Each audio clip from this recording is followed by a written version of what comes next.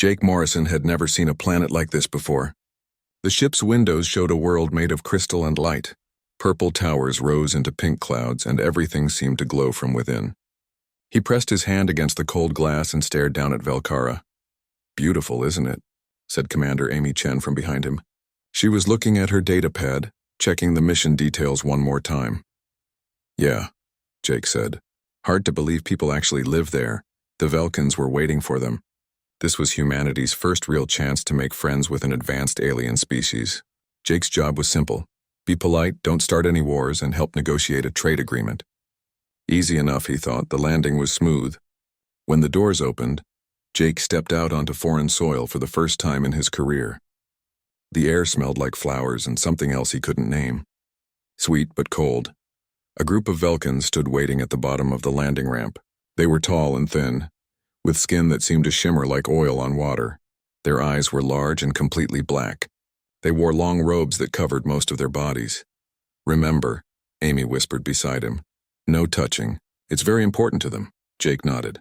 He'd read all the briefings. The Velkans didn't shake hands or hug or touch at all. They communicated through their minds somehow, through telepathy. Physical contact was forbidden in their culture. The briefing said it was the worst insult possible. The Velkan at the front of the group bowed slightly. Jake and Amy bowed back, keeping a respectful distance. "Welcome to Velkara," the Velkan said. The voice came from a small device on his chest, translating his thoughts into English. "I am Ambassador Theron. We are honored by your presence." "The honor is ours," Amy replied. "We're grateful for this opportunity." They were led through the city in a floating vehicle. Jake watched the streets pass by. Velkans moved through the crowds, always maintaining space between each other. No one bumped into anyone. No one reached out. It was like watching a dance where everyone knew the steps perfectly. The palace was the largest structure Jake had ever seen. It looked like it had been carved from a single piece of blue crystal. Light moved through it in waves, creating patterns on the walls and floors. Inside, they were taken to a great hall. Hundreds of Velkans stood in neat rows. At the far end, on a raised platform, sat a throne, and on that throne sat Queen Laessa. Jake felt his breath catch. The queen was different from the other Velkans. She wore a crown that seemed to float above her head, and her robes were pure white, but it was her eyes that held him. Even from across the room, he could see sadness in them. Deep and old, the ceremony began. Ambassador Theron explained the formalities. There were speeches about peace and cooperation. Jake tried to pay attention, but he kept looking at the queen. She sat perfectly still, her hands folded in her lap. She never moved, never spoke, just watched. When it was time for the humans to approach the throne, Amy went first. She bowed low. The queen tilted her head slightly in acknowledgement. Then it was Jake's turn. He walked forward, very aware that every eye in the room was on him. He stopped at the proper distance and bowed. "Lieutenant Jake Morrison," the queen's voice came through the translator. "Welcome to our world." "Thank you, Your Majesty," Jake said. "It's an honor to be here." The queen stood. She was tall, even for a Velkan. She began to walk down the steps from her throne. The crowd shifted slightly, nervous energy filling the air. "Your people are very different from us," the queen said. "This interests me greatly." "We hope to learn from each other," Jake replied, keeping his voice steady. The queen reached the bottom step, and then it happened. Her foot caught on the edge of her robe. She stumbled forward, arms reaching out to catch herself. Jake didn't think. He just moved. His hands caught her arms, steadying her before she could fall. For 2 seconds, maybe 3, they stood there, his hands on her arms. Her eyes wide and staring into his, the room went completely silent. Jake realized what he'd done. He let go and stepped back quickly. "I'm sorry," he said. "I didn't mean to. I was just trying to help." The queen stood frozen. She was staring at her arms where he'd touched her. Her fingers slowly moved to the same spot, hovering just above her skin. The human did not know, Ambassador Theron said quickly, stepping forward. "It was instinct." "No insult was intended, no," the queen said softly. Her voice was strange, almost confused. "No insult taken." She looked up at Jake. Something had changed in her expression. The sadness was still there, but now there was something else too. Curiosity, maybe, or wonder. "You acted without thought," she said, "to prevent harm." "Yes, Your Majesty," Jake said. "Where I come from, that's normal, natural. Natural. She repeated the word like she was tasting it. How interesting. The ceremony continued, but Jake could feel eyes on him. The Velkans were watching him differently now. Some with suspicion, some with confusion, and the Queen kept looking at him with those sad, curious eyes. That night, lying in his assigned quarters, Jake couldn't sleep. He kept thinking about those few seconds of contact. The Queen's arm had been warm under his hands, solid, real, not so different from a human's. He thought about how she'd looked at him afterward, like he'd shown her something she'd forgotten existed. Outside his window, the crystal city glowed in the darkness. Somewhere in the palace, a queen sat alone on her throne, probably thinking about the same thing he was. The mission had just become much more complicated. Jake stared at the ceiling and wondered what he'd started. His hands could still remember the feeling of catching her. The warmth. The sudden, surprising warmth. In a culture where no one touched, he'd broken the most sacred rule on his first day. And somehow he didn't think the Queen minded at all. The next morning, Jake was called to a private meeting with Ambassador Theron. The Velkan's face was hard to read, but his voice through the translator sounded tense. "Lieutenant Morrison, we must discuss what happened yesterday," Theron said.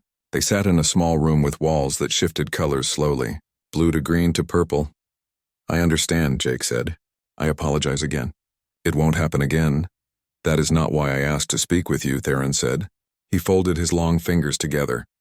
"The Queen has requested a private audience with you. This afternoon," Jake blinked. "With me, why?" She did not say. She rarely explains her decisions. Theron leaned forward slightly. "You must understand something, Lieutenant. Our Queen has not had physical contact with another being in over 30 years. Not since her coronation. It is the burden of her position. 30 years? Jake couldn't imagine it. No one touches her at all? No one may touch the Queen. It is law. It is tradition." Theron's black eyes watched him carefully. "Yesterday you broke that law. By rights you should be punished. But the Queen herself said no action should be taken." "I see," Jake said quietly. "Do you?" Theron stood and walked to the window. "Our people evolved beyond touch many centuries ago. We had to. A plague swept our world. Physical contact meant death.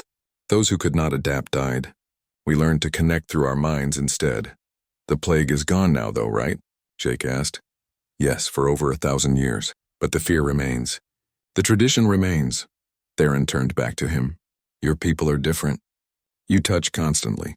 We have watched your crew. You pat each other's shoulders. You shake hands. You embrace. It is disturbing to us." Jake thought about that. He'd hugged his mother before leaving Earth, shaken hands with his commanding officer, high-fived his friend Danny at the bar. All normal things. Everyday things. "I can't imagine living without it," Jake said honestly. "That is why the Queen wants to speak with you," Theron said. "She wants to understand." "Be careful, Lieutenant. Our Queen is lonely. More lonely than you can possibly know." The meeting ended. Jake spent the rest of the morning thinking about what Theron had said. A queen who hadn't been touched in 30 years. What would that do to a person? To anyone? That afternoon, a guide came to take him to the Queen's private chambers. They walked through empty hallways. Jake noticed there were no guards, no servants. Just silence. The Queen's room was simpler than he expected. No gold or jewels. Just a large space with white walls and tall windows. The Queen stood looking out at the city below. "Your Majesty," Jake said, bowing. "Lieutenant Morrison," she replied. She didn't turn around. "Thank you for coming." "Of course." "I have been thinking about yesterday," she said. "About what you did. You said it was natural for your people." "Yes, ma'am. Tell me about touch in human culture." She finally turned to face him. "I wish to understand." Jake didn't know where to start. "Well, we use it for many things. To greet each other. To comfort someone who's sad. To celebrate. To show love." "Love," the Queen repeated. "Your people touch the ones you love?" "All the time," Jake said.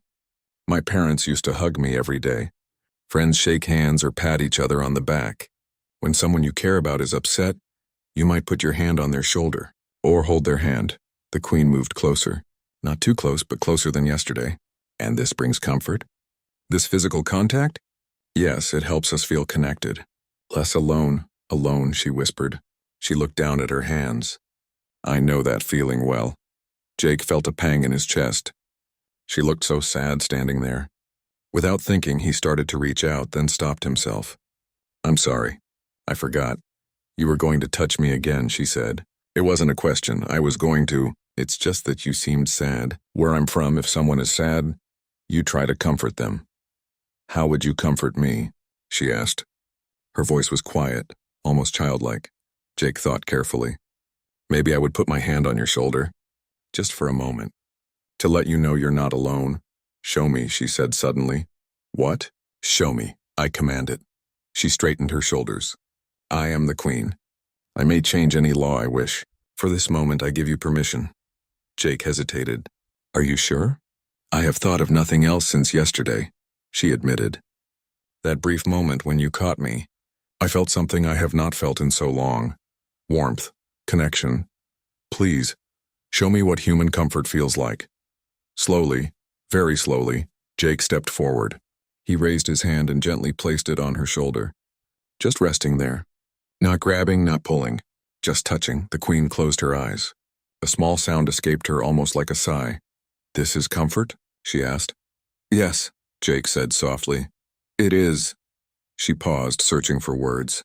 I had forgotten. I had forgotten how it feels to be real. To be solid. To be connected to something outside my own mind. Jake kept his hand there for another moment, then slowly pulled away.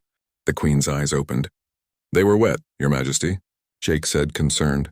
"I am well," she said, wiping her eyes. "I am better than I have been in years." "Do you know what it is like, Lieutenant? To rule a world? To make decisions that affect billions? And to do it all alone? Completely alone?" "I can't imagine," Jake said honestly. "My people speak to me through their thoughts. But thoughts are cold, clean. There is no warmth in them. No real presence." She walked to the window again. "Sometimes I wonder if I am even real anymore. Or just a thought myself." "You're real," Jake said. "Very real." She looked at him over her shoulder. "How do you know?" "Because I touched you. I felt you. You're as real as I am." The queen smiled. It was small and sad, but it was a smile. "Thank you for that. For the reminder."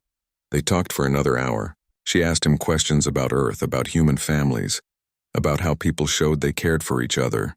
Jake told her about birthday parties and holding hands and dancing. Things he'd never thought about before. When it was time to leave, the queen stopped him at the door. "Lieutenant Morrison, I would like to meet with you again, to continue learning about your culture." "Of course, Your Majesty." "And, Lieutenant?" She looked directly at him.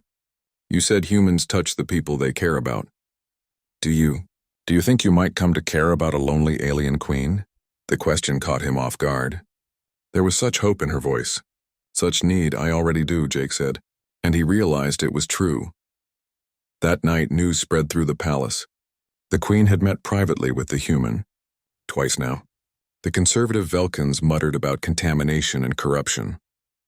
The younger Velkans whispered about change, and somewhere in the palace, Queen Laessa sat alone in her room, holding her own shoulder where the human had touched her. Trying to remember the feeling, the warmth, wondering if she would ever feel it again. 3 weeks had passed since Jake's arrival on Velkara. He'd met with Queen Laessa 7 more times. Each meeting lasted longer than the last. They talked about everything. Human customs, Velkan history, the differences between their people. And slowly, carefully, there had been more moments of touch. A hand on her arm when she seemed sad, her fingers briefly brushing his when she reached for something. Small moments that meant everything to her, but not everyone was happy about it. Commander Amy Chen sat across from Jake in the embassy dining hall. "You need to be careful," she said. "People are talking." "Let them talk," Jake said. "I'm serious, Jake. There's a group of Velkans who think we're corrupting their culture. They call themselves the Pure Ones. They've been sending threatening messages." "I know," Jake said. "Theron told me." "And you're not worried?" Jake thought about the queen, how her eyes lit up when he arrived for their meetings, how she'd started to smile more, laugh even. "She's been alone for so long, Amy. If I can help her feel less isolated, isn't that worth something?" Amy sighed. "Just be careful, please." That afternoon, Jake went to meet the queen as usual. But something felt different. The hallways were emptier than normal. The few Velkans he passed looked at him with open hostility. When he reached the queen's chambers, she was standing by the window. She turned when he entered, and he saw immediately that something was wrong. "Your Majesty, what happened?" "The council met this morning," she said. Her voice was tired. "They are demanding that I end our meetings. They say you are a dangerous influence. And what do you say?" She smiled sadly. "I say they are afraid. Afraid of change. Afraid of what I might become if I continue learning from you." "What you might become?" Jake asked. "Free," she whispered. Before Jake could respond, a loud explosion shook the building. The windows rattled. Alarms began to sound throughout the palace. What was that? Jake ran to the window. Smoke was rising from the eastern wing. The Queen's face went pale. "The embassy. Your people are in the embassy." Jake grabbed his communicator. "Amy? Amy, come in!" Static. Then Amy's voice panicked. "Jake, we're under attack. Multiple explosives. The building is collapsing. We need help." "I'm coming." Jake started for the door. "Wait." The Queen grabbed his arm. The touch was urgent, desperate. "You cannot go alone. I will come with you." "Your Majesty, it's too dangerous. That is precisely why I must come. I am the Queen. If my people are attacking yours, I must stop them." They ran through the palace together. Guards tried to stop them, but the Queen commanded them aside. Outside, chaos had erupted. The Pure Ones had attacked not just the embassy, but several places where humans and Velkans had been working together. The embassy was half destroyed. Flames climbed the walls. Jake could hear screaming inside. "Amy!" he shouted. "Where are you?" "East side, 3rd floor, hurry!" Jake started forward, but another explosion ripped through the building. The entrance collapsed. He looked around wildly for another way in. There, the Queen pointed to a side door still standing. They ran together. Inside, smoke made it hard to see, hard to breathe. Jake pulled off his jacket and handed it to the Queen. "Cover your face." They climbed stairs that shook under their feet. Twice the Queen stumbled. Each time Jake caught her, held her steady. They didn't have time to think about protocol or tradition. On the 3rd floor, they found Amy and 3 other crew members trapped behind fallen debris. "Help us," Amy cried. "The floor is giving way." Jake and the Queen began pulling at the rubble. The Queen's hands bled. She'd never done physical labor before, but she didn't stop, didn't complain. They cleared enough space for Amy to climb through. Then the others. But as the last person climbed out, the building shuddered. A horrible groaning sound filled the air. "Run!" Jake shouted. They ran for the stairs. The floor began to crack beneath them. The Queen was slower than the others, unused to running, weakened by smoke. She fell behind. Jake turned back. "Come on, you can make it." She was 10 feet away when the floor between them collapsed. The Queen fell with a cry. Jake dove forward, catching her wrist just in time. She dangled over a 3-story drop into flames below. "I've got you," Jake shouted. But his position was bad. He was sliding forward. "Let me go," the Queen said. "You will fall too." Not a chance. Jake gritted his teeth and pulled. His muscles screamed. His fingers felt like they would break. But he pulled. Inch by inch, he dragged her up. Finally, she was close enough to grab the edge with her other hand. Together, they climbed onto solid floor. Jake didn't let go of her wrist. They ran together, his hand tight around hers. Behind them, the building was collapsing. They made it to the stairs just as the floor gave way completely. On the 1st floor, they found the others had made it outside. One more staircase. One more hallway. They could see the door ahead. Then the ceiling came down. Jake pulled the Queen close, shielding her with his body as debris rained down. They huddled together in a small pocket as the building fell around them. His arms wrapped around her. Her face pressed against his chest, and then silence. Darkness. They were buried. Jake could feel the Queen trembling. "Are you hurt?" he asked. "No, you?"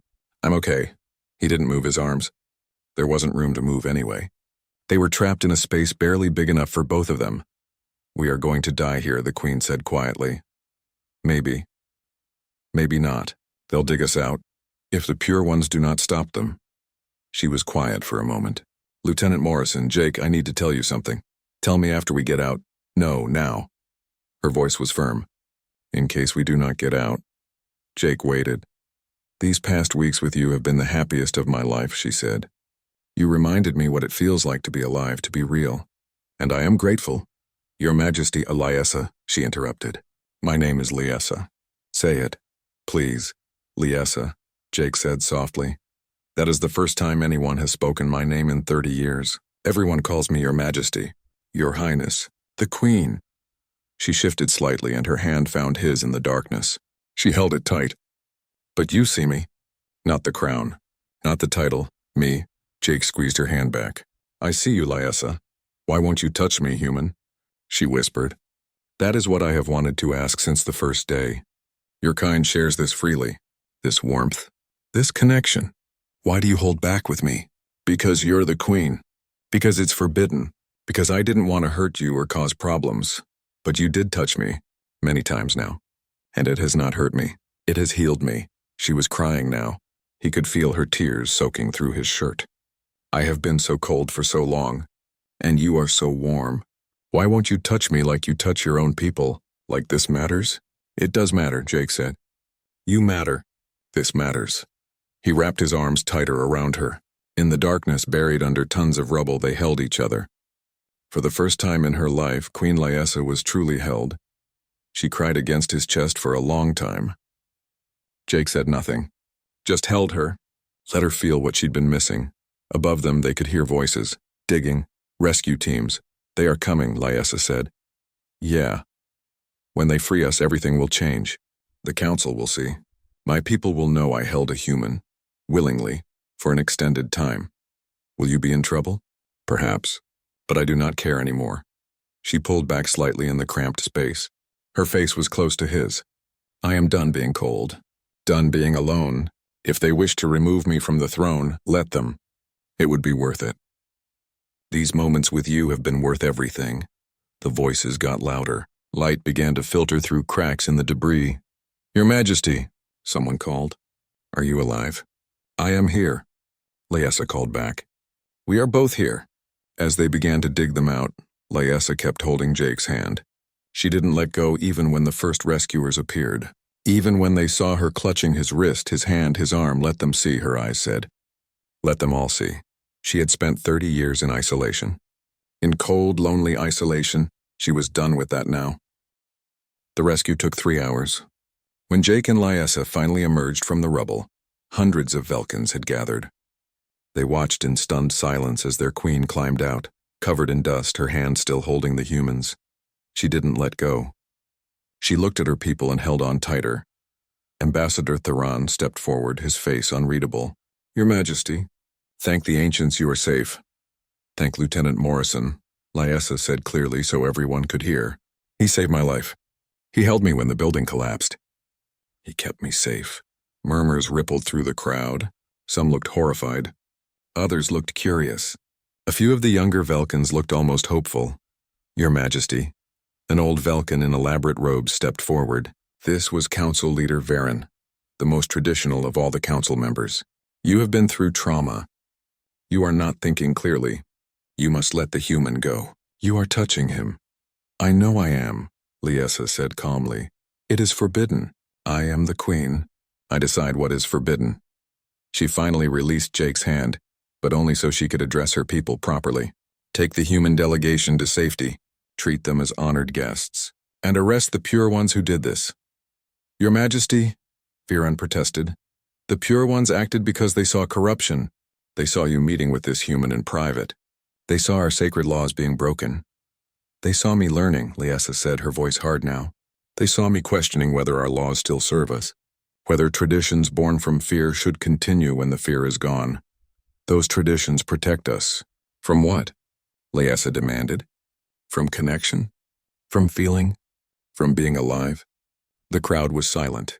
No queen had ever spoken like this before. Your Majesty, please, Theron said gently. Let us discuss this in private. You have been through much today.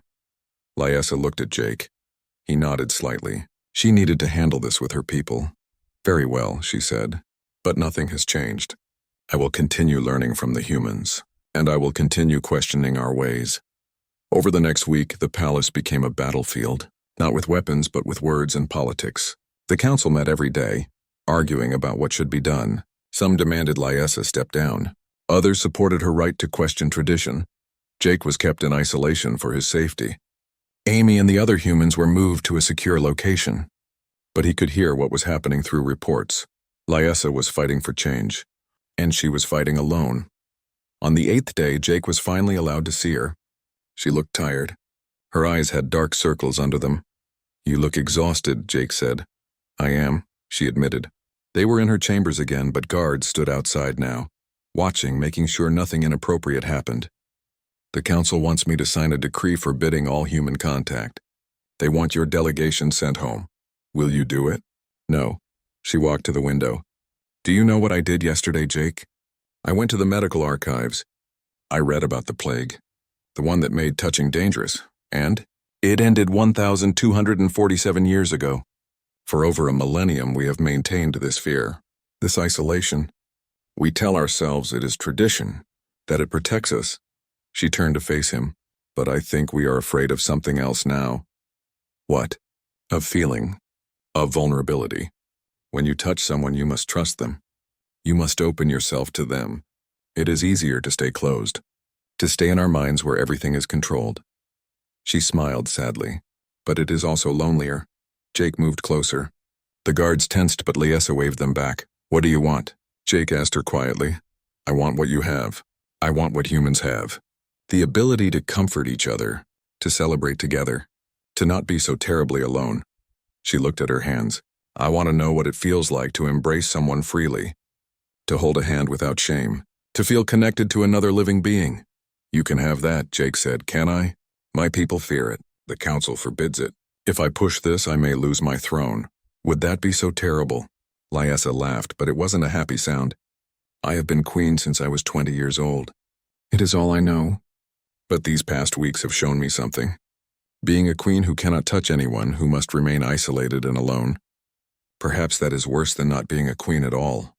A knock at the door interrupted them. Theron entered, his expression troubled. "Your Majesty, Lieutenant Morrison, I bring news. The Pure Ones have been arrested, but they have supporters. Many supporters. There are protests in the streets." "What do they want?" Liesa asked. "They want the humans gone. They want you to reaffirm the old ways." Theron hesitated. "But there are also counter-protests.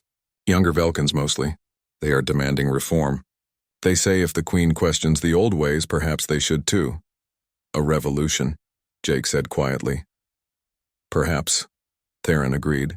"Your Majesty, you have started something that cannot be stopped. The question is, what happens next?" Liesa stood tall. "What happens next is I make a choice. I stop hiding what I believe. I speak openly to my people." "What will you tell them?" Theron asked. "The truth." That evening, Liesa addressed her people. Every screen on Velkara showed her face. Jake watched from his quarters.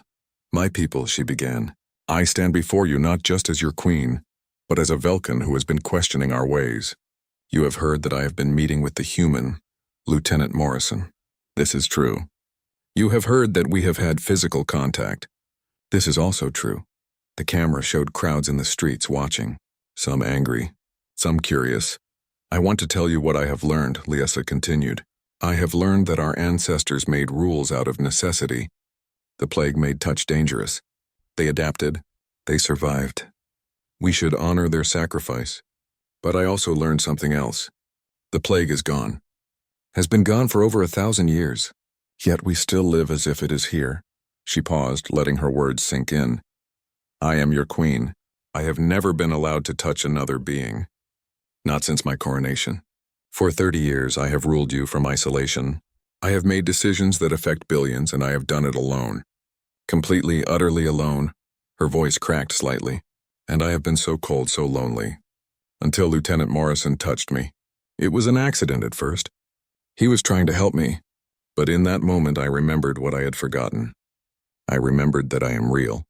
That I am alive. That connection is not just mental, but physical too." The crowds were silent now, listening. "I do not ask you to change overnight," Liesa said. "I do not ask you to abandon all our ways. But I do ask you this. What are we afraid of? The plague is gone. The danger is past. Are we maintaining these traditions out of wisdom or out of fear?" She took a deep breath.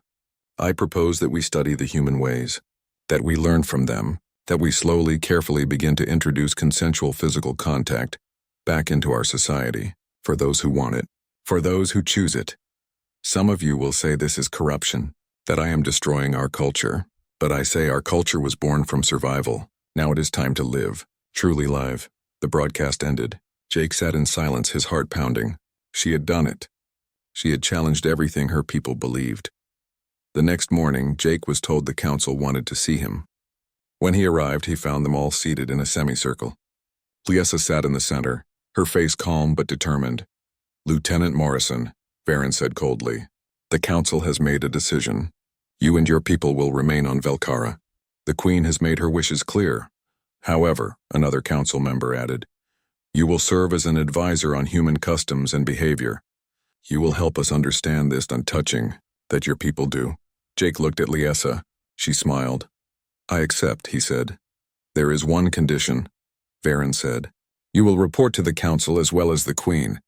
We will monitor everything. This must be done properly." "Understood."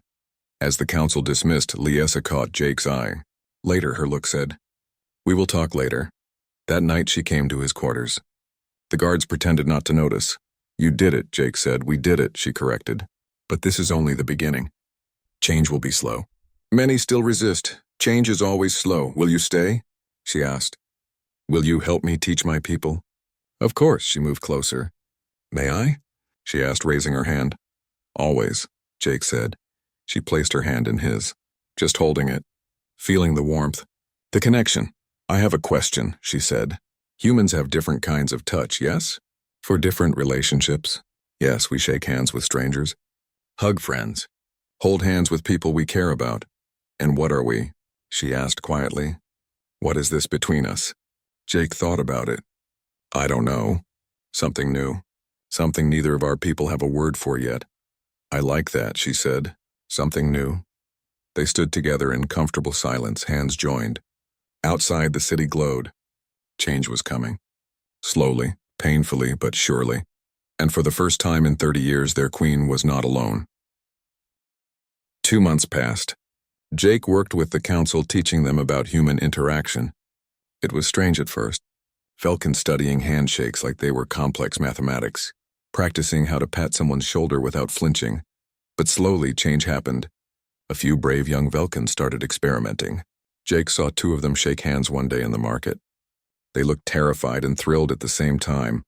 Liessa continued her meetings with Jake. They had become friends, real friends. She told him about her childhood, her fears, her dreams. He told her about Earth, his family, his own loneliness sometimes, and they touched, casually now, a hand on a shoulder when one of them made a joke, sitting close together while reviewing documents. Small things that meant everything, but not everyone was happy. The pure ones had been arrested, but their ideas lived on. Whispers spread through the palace. The old ways were dying. The queen had been corrupted. Something had to be done. Jake didn't see it coming. None of them did. It happened during a cultural exchange event. Liessa had organized a gathering where humans and Velkins could interact, learn from each other. Amy was there along with most of the human delegation. Younger Velkins had shown up too, curious and eager. Jake was demonstrating how humans danced. It felt silly teaching aliens how to move to music, but they were fascinated. One brave Velkin even let Jake show him how to take a partner's hands. That's when the lights went out. Armed Velkins rushed into the hall. Not pure ones this time. These wore military uniforms, palace guards, but their faces were covered. "Nobody move," one of them shouted. Jake instinctively moved in front of the nearest civilians. Amy did the same. The Velkins in the room froze. "Where is the queen?" the leader demanded. Liessa stepped forward from the crowd.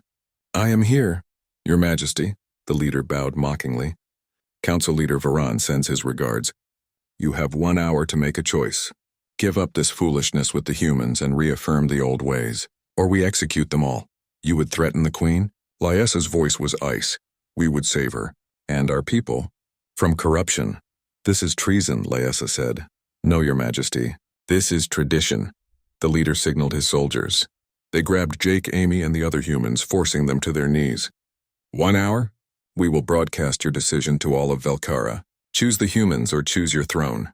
They sealed the doors, trapped everyone inside. The leader activated a communication device. "People of Velkara, watch now as your queen decides the future of our world." Liessa stood alone in the center of the hall. Jake could see her thinking, calculating. She looked at him. Their eyes met. Don't do it, Jake thought, trying to will the message to her. Don't give up everything for us. I need to speak with the council, Lyessa said. No tricks, Your Majesty. You speak here, now, where everyone can hear. Lyessa walked slowly toward Jake. The guards tensed but didn't stop her. She knelt down in front of him.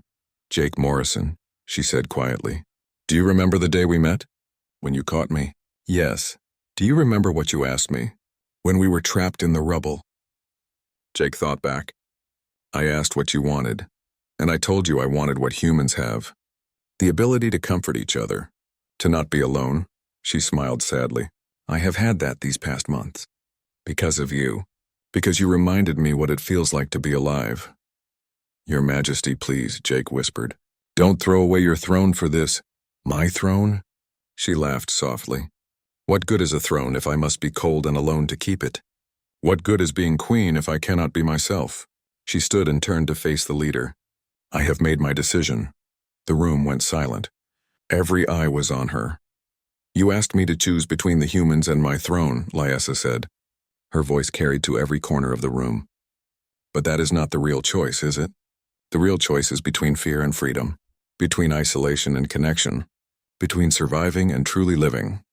She walked to the nearest Velkin, a young one who had been practicing handshakes earlier. She held out her hand. I choose to live, she said. The young Velkin stared at her hand, looked at the guards, looked back at the queen. Then, trembling, he took her hand. They shook, human style. Lyessa turned to another Velkin, held out her hand. This one took it too. Your Majesty, stop, the leader commanded. No, Lyessa said simply. She continued moving through the crowd, shaking hands, placing her hand on shoulders, showing her people that she was not afraid. Other Velkins started to follow her lead, tentatively reaching out to each other. To the humans, the guards didn't know what to do. They'd been prepared for violence. Not this, stop them, the leader shouted. One guard raised his weapon. Jake saw it happening. He lunged forward even with his hands bound. No, but someone else moved faster. Theron stepped between the guard and the queen. You will not harm her. More Velkins joined him, forming a wall between the guards and their queen. Young ones mostly, the ones who had been coming to the cultural exchanges, the ones who had been practicing touch in secret. She is our queen, one of them said. She has given us hope. She has corrupted you, the leader snarled. She has freed us, another Velkin replied. The doors burst open. More soldiers rushed in. But these ones wore the official colors of the Royal Guard, the real guard. They surrounded the rebels. Lower your weapons, their commander ordered. Council leader Varen has been arrested for conspiracy. This coup is over. The rebel leader looked around wildly. His plan was collapsing. He raised his weapon, pointing it at Lyessa. If we cannot save our people, then we will save our traditions. The queen must die before she destroys everything. Jake broke free from his guards. He ran toward Lyessa, but he was too far away. Amy screamed. The weapon fired. Lyessa didn't move. She stood perfectly still, watching the shot come. At the last second, the young Velkin she'd shaken hands with threw himself in front of her. The shot hit him instead. Everything happened at once. Royal guards overwhelmed the rebels. Medical teams rushed in. The crowd erupted in chaos. Lyessa knelt beside the young Velkin. He was still alive, but hurt. She took his hand and held it tight. Why? She asked him. Why did you do that? Because you showed us there was another way to live, he said weakly. That is worth dying for. No, Lyessa said firmly. It is worth living for, and you will live. I swear it, medical teams took him away. Lyessa stood, her robe stained with his blood. She looked at her people, at the humans, at everyone watching. This ends now, she said. No more violence. No more fear. We are done living in the shadow of a plague that has been gone for 1,000 years. She walked to Jake, helped him stand. Then, in front of everyone, in front of every camera broadcasting across Velkara, she did something unprecedented. She embraced him. A full human-style hug, the crowd gasped. But Lyessa didn't let go. This is what I choose, she said loudly. I choose connection over isolation. I choose warmth over cold.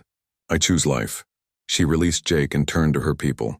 I am still your queen, but I will be a different kind of queen. One who is not afraid to feel, not afraid to touch, not afraid to be real.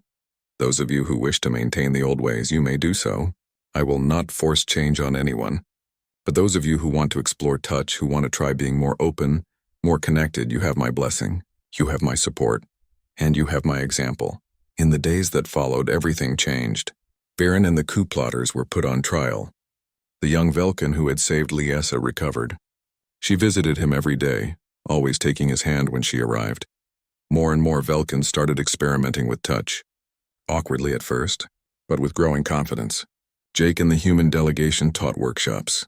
It was strange and beautiful and hopeful. Jake found Liesa one evening in the palace gardens. She was sitting alone looking at the stars. Mind if I join you? He asked. Please, she said. He sat beside her. Their shoulders touched. It had become natural between them. What are you thinking about? Jake asked. About how much has changed. About how much will still change. She looked at him. You are going home soon, yes? Your mission is complete. My mission is complete, Jake agreed. But that doesn't mean I have to leave. You would stay? On Velkara? If you wanted me to. Someone needs to keep teaching you aliens how to high-five properly. Liesa laughed. It was a sound Jake had heard more often lately. It made him smile every time. I would like that, she said. Having you here. My friend, is that what we are? Jake asked. Friends? I do not know what else to call it.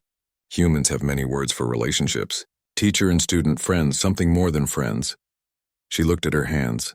I only know that when you leave the room I am colder, and when you return I am warm again. Jake took her hand. She squeezed back. Then I'll stay, he said, as long as you want me to. Forever might not be long enough, she said softly. They sat in comfortable silence, hands joined, watching the stars. Somewhere in the city below, a Velkin child held her mother's hand for the first time. Somewhere else, two Velkins practiced dancing together. Small moments. Tiny changes, but change nonetheless. Queen Liesa had asked him once, in the darkness of the rubble, why he wouldn't touch her. Now she knew. It wasn't that he wouldn't. He was just waiting for the right time. Waiting for her to be ready, and now she was. Not just for touch, but for all that came with it. The vulnerability. The trust. The beautiful, terrifying openness of